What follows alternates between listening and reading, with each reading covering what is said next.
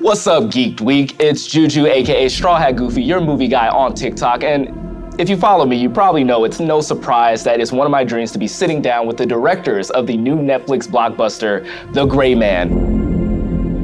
Joe, Anthony Russo, how are you guys doing? This, again, it's a dream of mine, but I want to know how you're doing right now. Great. This is also a dream of ours. Yeah, it's great to see you again. To me, great to see you. See, they remember, guys. Talk about that. We met like 3 years ago, and they heard me screaming at an Avengers Endgame screener, and I guess I've made an impression. You were wearing a Miles Morales hoodie, if I remember correctly. They giving me street cred, so make sure That's y'all know about that. But no, thank you for coming to the spot, man. Netflix Geek, we're here. But let's talk about some of what you've done leading into The Gray Man. So you've made some of the biggest films ever. We're talking Infinity War, Winter Soldier, Civil War, You, Me, and Dupree, the paintball episodes in Community. Yeah. You guys are just crushing it on everything that you're doing.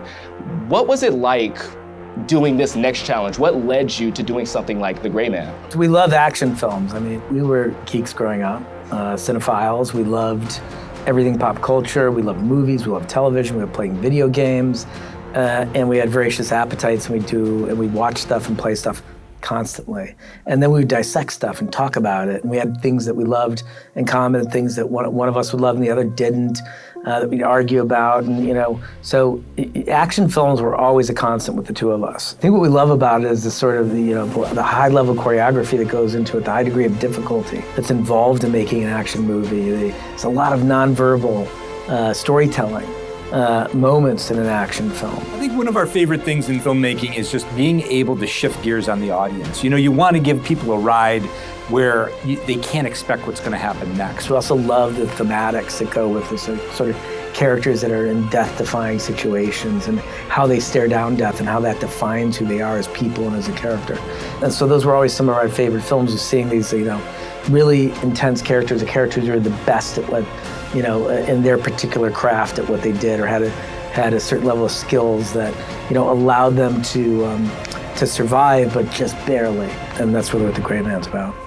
Fans of the thrills. I love that. We love that. Can you tell me a little bit about The Gray Man and what the story entails? Well, The Gray Man is about an agent in the CIA, and he is in a special program called the Sierra program that takes prisoners of a certain profile and basically offers them a way out of prison. And wipes their identity, turns them into a ghost, and trains them to be the best assassins in the world.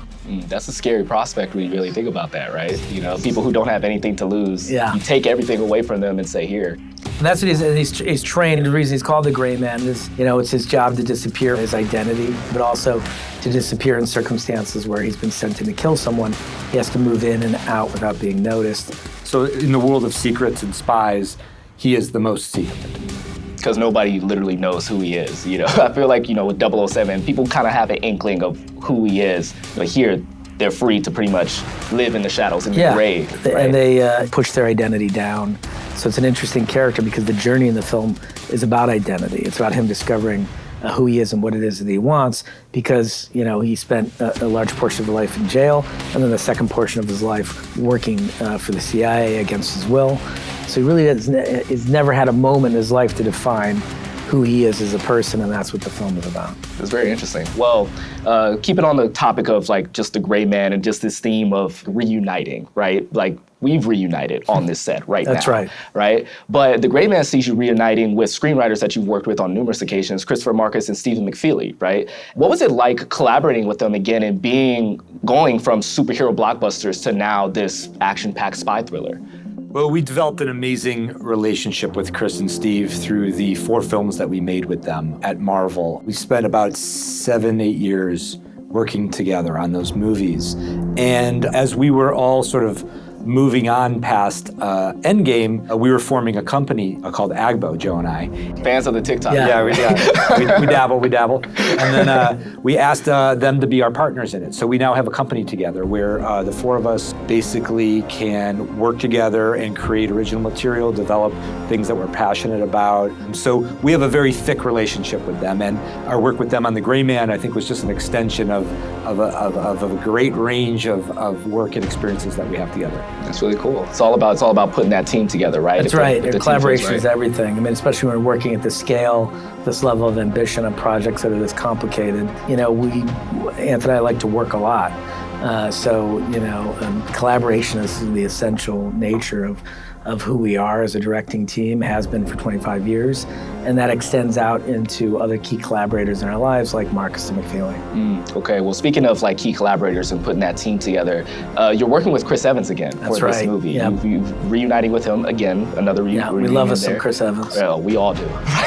When you were done with like the whole Avengers era, working with Chris Evans there, was there previous conversations during or maybe a little bit after of doing something non-Avengers or Marvel related? Or were you in the middle of crafting this film and saying, he will be great for this, we trust him? For sure. Yeah. I think Yeah. everyone who works on Marvel is very grateful that they worked at Marvel because it affords you incredible opportunity from the branding exposure and, you know, the international visibility you have. There's a bankability to it. You know, Chris can get things made because he's Chris Evans. And Marvel is a huge part of that. But it's also nice after you've done 10 years doing one kind of thing to go do a bunch of different other things, you know? Yeah. And, you know, what's fun about The Gray Man is this is brand new IP, it's new storytelling. It's, you know, based on a book, but, you know, it hasn't been in, you know, film or TV before. And Chris is, you know, at a point in his career where he wants to take risks. I mean, of all the amazing actors we worked with in the MCU, our longest collaboration was with Chris Evans. We started with him. And finished and we finished with him, exactly. So we spent a lot of time talking with all those actors about other ideas. You had plenty of downtime in the filmmaking process to sort of explore one another and sort of feel out what's interesting to them. And certainly to be able to offer a role like this to Chris was a thrill for us because it's so far away from what he did as Captain America. Absolutely. And Chris is an amazing actor. He became very well known and iconic for his performance as Captain America, but he can do remarkable things as an actor in very different styles, very different tones, and you'll see that in this movie for sure.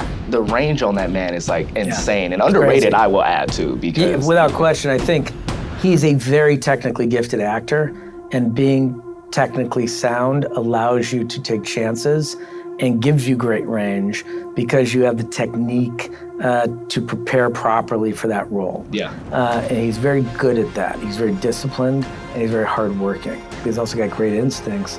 He understands the camera, he understands how people are going to read what it is that he's doing. So he's self-aware, he almost has like a third eye that can see him performing, you know, so he's really gifted that way. And I think that affords him the opportunity to take these kinds of risks. That's awesome because Chris, you know, I find and I will cite forever to this day that one of his greatest performances is him as Lucas Lee in Scott Pilgrim vs. the World. Yeah, that's you know? right. Yeah. A villain turn, which again, you guys kind of took his image as Captain America, very morally upright, very kind of like stern, and then you flipped him to being a villain here. It's so rare to find an actor of his caliber who is willing to play a villain and wants to play a villain on screen. It reminds us of Fonda in Once Upon a Time in the West, where he took this sort of all-American reputation and put it at risk by playing basically a child killer. Evans doing the same thing here. He's playing like a ferocious psychopath. Yeah. Highly entertaining, very sarcastic, but you know, does a lot of terrible things in the movie. And you know, that's risky. Yeah, very far from Captain America here, very far. So going from Chris, you landed on Ryan Gosling. Tell me a little bit more about what went into that choice of saying Ryan's our guy for that. The connection between the character and Ryan, Joe and I felt very early on, before we ever approached Ryan about it. Ryan is a master of minimalism and subtlety. He knows how to convey a very complex inner life by doing very little as an actor. It's remarkable, but he can be extremely charismatic at the same time while he's doing that. And that's really what this character needed. This character is a very hidden, cloaked, careful character that doesn't waste any energy, doesn't move if he doesn't have to, because everything's being conserved in case he needs it and when he needs it. Yeah. Ryan's approach to performance is somewhat similar to the Gray Man's approach to living, the actual character's approach to living, in a wild way. But of course, the character's journey in the movie, the Gray Man, starts from that place of being very hidden. And through the movie, through his relationships in the movie, he's forced to come out. He's forced to commit at an emotional level to the people around him and the people that he cares about. And so, of course, Ryan, again, with that, his ability to create a very complex and compelling inner life, that just kind of blossoms as the movie goes on. And he's the dream actor. He also has a very witty and quirky sense of humor. Yeah. And the movie has a very quirky tone at points. So, he checks every box for this character. I mean, Ryan's just spectacular. Yeah, I love how you talked about his ability to kind of mask a lot and do a lot with very, very little. It definitely takes me back to his performance in Drive, right? How he doesn't really have a lot of dialogue there. It's literally just like an internal type of story. Master of minimalism. And he crushes it here with that same sentiment as well. It's amazing. Well, guys, we can't talk about bringing like this badass story to life without hearing from those two leads that we just talked about, Ryan Gosling and Chris Evans. So we caught up with them on set to hear in their own words about bringing this movie to life. Let's take a look right now. The Russo brothers reached out to me about being in this film, and it was really exciting because, I've always loved action movies. To get to be a part of something like that was really exciting, and to be able to do it with the Russos was even better. Being able to work with them again was a real treat. With those two, they could ask me to do anything and I'd do it. I'm excited for an action movie, a true action movie, to have so many good characters and so many good performances. All the fight sequences were challenging. They were all very different from one another. We tried to find a way with the action in every situation we were in to really, be in the space that we were going to be shooting, and then find a way to really use that environment. The Russos, they know every detail of action, why the score worked or why the lighting worked or just the speeding up of frames and everything. They're incredibly attentive to the detail, specifically with action. Man, so how does it feel having those two guys speak so highly of you the entire time? We pay them well. They're happy. Them really well. They're happy with their deal. No, they're amazing people. And here's the thing about both of them. They are actors, but they are also filmmakers. And I think that's why we connect so well, is because they are people who are paying attention to not only what they're doing as a performer on the set, but they're paying attention to what everybody else is doing and how they relate to them as a collaborator on the set. And that's the dream kind of actor. We love working with that kind of actor who is as conscious of the people around them as they are of themselves. Yeah. And it's fun to see how much they're observing and how much they're sort of following in our process. But I can tell you, Joe and I feel that on set working with them. Yeah. A lot of similarities in the way that we work. Ant and I, because we're a duo, we have to talk out everything. So when we get to set, our process is really disciplined, very prescribed, focused. We are available to improv, but that's because we're so prepared. So we're okay throwing out part of the plan because we know we can always fall back on it if we need to. And both those actors are very similar to us, where they're thorough, they're prepared, they're very sound technical training, and we all like to work the same way. So we all had a great experience together. That's really cool. And again, I think that goes back to what you were saying, like that team of collaboration and just everyone having that spirit of wanting to create something cool, something awesome, something good. And it's really great to hear that those two have that same kind of like mindset that you two have, which is like pretty awesome. I want to get a little bit further into specific things that you've collaborated on. So you've described this film as 9 set pieces, which is insane. It's because nuts. I feel like other movies It have almost like killed us. Yeah. probably literally, because there's so many things going on. We talked about it right before the camera started rolling. But can you describe exactly what you meant by the 9 action set pieces, describing it as 9 set pieces? Yeah, I mean, this movie, what was so compelling about the book is that there's the conceit at the heart of the film is a character on the run. And Lloyd is this sort of, this very savvy hunter of men. And Sierra Six, who's played by Ryan's character, is impossible to catch. That's really the exercise of the film. And for us, it was, we love action, so we're like, how can we push it to its limits? How can we create something incredibly propulsive for the audience and, highly watchable? I mean, there's just why something like Everything Everywhere All at Once works, why that level of absurdism works, is because it's married to genre. right? In your brain, why genre works for you is your brain can track genre, it has an understanding of it. There's certain rules that exist within it that then allow for that absurdism to be married to in a way that creates a very satisfying experience that's compulsively watchable. We're doing the same thing here where we're playing with tones. You know, there's a level of quirkiness to this movie that is unique for action films. But there's also an intense amount of action. We're smashing those things together and trying to create a highly enjoyable, very compulsively watchable experience for the audience. It's because it's what we like, so I think hopefully it's going to be feel like a throwback action film in a lot of ways for people. I can tell the geekiness of how you describe this. Like I can tell there's so much inspiration from films past that like really informed like the action set pieces here and everything like that. You also did that with Winter Soldier, throwing it back to the 70s spy thrillers of the past as well. But you filmed so many action scenes over the years with Chris, obviously, so he's kind of indoctrinated into your style of action filming. But Ryan hasn't necessarily done action like this before. Like we've seen him in Blade Runner 2049, we've seen him in things like Drive, but this very different action than what you guys do. And again, you guys have your very unique It's physical, it's kinetic, it's dynamic. We ask actors to train very hard for it. We like the actors to execute most of the action as long as it's safe. And you want your brain going, that's a stunt player. So we do push them very hard. And Ryan took to it like a fish to water. He really worked his ass off. He's in incredible shape for this movie. I think the best shape of his life, and he understood that what it is that you do with your body in an action film informs in a lot of ways who you are as a character. Yeah, that's what Anthony and I like about it. There's almost it's like a cave painting in a lot of ways, right? Like it's demonstrative in the way that it communicates to an audience the action genre. So, and I think he really understood that. And he painted a portrait of a character physically that had been in prison and who understood, that his only value in prison would be working out. Right. And then took that, and so the only way he's going to survive, and then carry that forward into being an agent.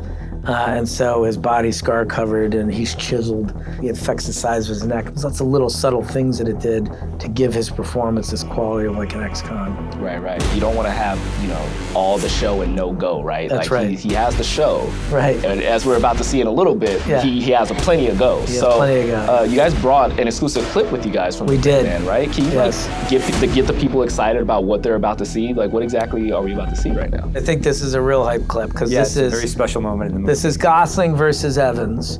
It's the first time that those two characters meet, the unstoppable force and the immovable object crashing into each other. The movie really is a mano a mano, and it's unique to get a film like this because it's hard to get a movie star to play a villain. And Evans, again, being at that point in his career and wanting to take risks, you now have these two enormous movie stars going head-to-head with each other. And this would give you a taste of what that's like. That's really cool. I'm excited to see that, to be honest. Let's take a look at it right now.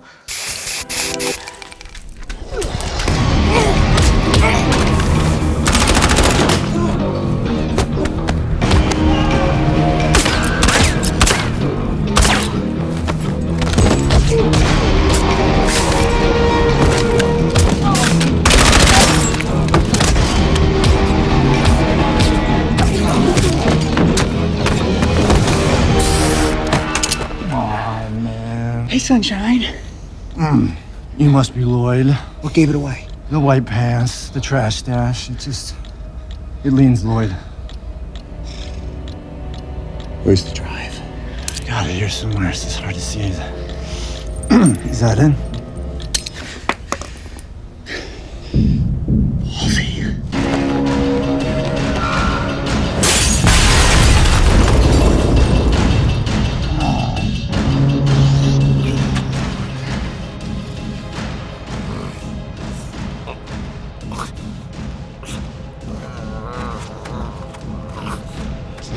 Pepper spray. Nice try, Pumpkin. What's that shoe at you? Why? You want my foot in your ass? Ah, shit! Mother.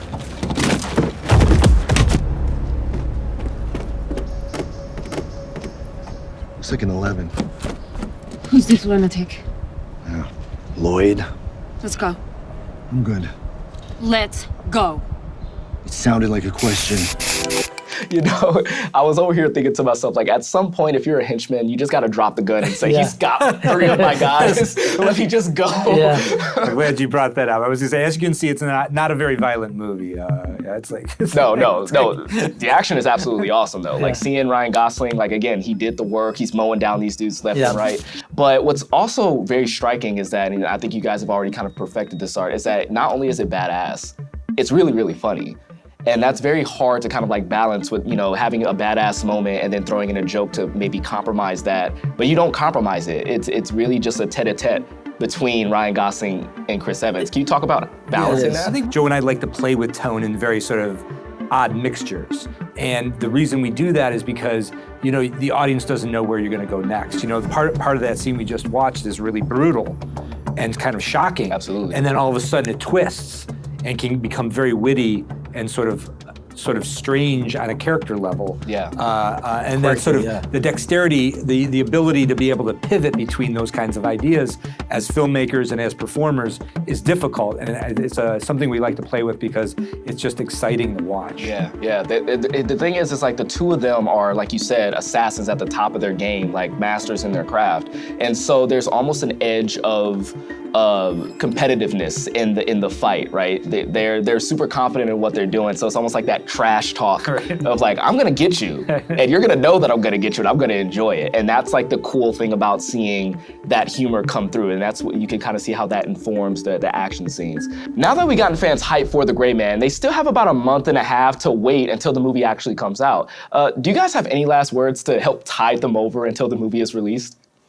I'll say this. We've talked a lot about Ryan Gosling and Chris Evans, but you know, also have to remember there's Ana de Armas, Billy Bob Thornton, Alfre Woodard, Regé Jean Page, Danush. You know, it's Jessica Henwick. The cast is dynamite in this movie, and there's a lot of places to go other than those two guys up front. That's awesome. I'm really excited for Ana de Armas and Danush. Like, between the two of those, like seeing him, like this is his introduction into Hollywood, right? That's right. This is his very first Hollywood film. He's fantastic. He's a huge star over in India as well. So I'm really excited to see him getting that. But Joe, Anthony, thank you so much for taking the time to sit here and talk to me about just movies and this film in general. Like, so excited for The Gray Man. So excited for everybody to see it. Can't wait to find out what our next epic reunion will be. Awesome, man. Looking forward to it.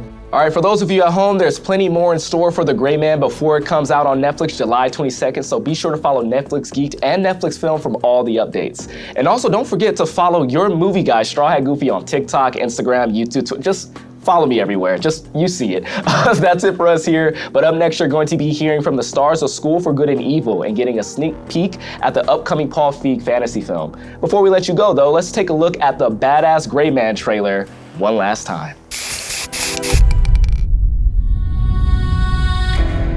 What do you know about the Sierra program? Reckless mystery man you guys send in when you can't officially send anyone else. The Gray Man. Lloyd. I got an urgent locate and destroy. That could be fun. The man's got some street cred.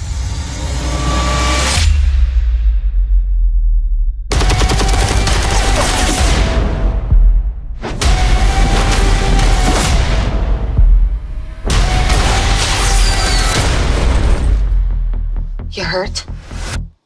I mean, my ego's a little bruised. And have something they really want.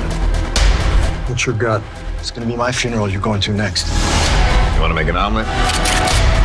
You got to kill some people. You must be Lloyd.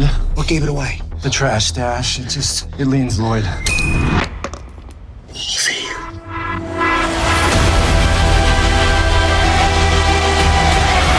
I'm about to put a hit so big on your boy's head That even his most loyal allies won't hesitate to drop a dime.